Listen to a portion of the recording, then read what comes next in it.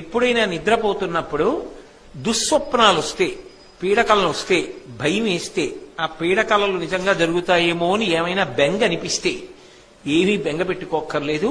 ఒక్కసారి ఆవుని స్మరిస్తే చాలు, ఓ ఆవుని గుర్తు తెచ్చుకుంటే చాలు. ఆ దుస్వప్నాలు ఫలితాన్ని ఇవ్వవు. 2, స్నానము చేత పవిత్రము అంటాం కదా.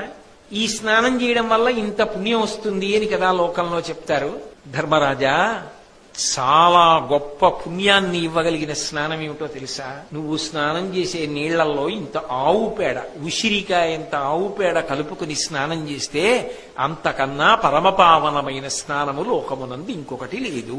జనముల దుస్వప్నంబులగని గోకీర్తనము చేయగా తద్దురితంబును బరయరు, గోమయయుత వినుతాంబు స్నానము అతి పవిత్రంభనగా.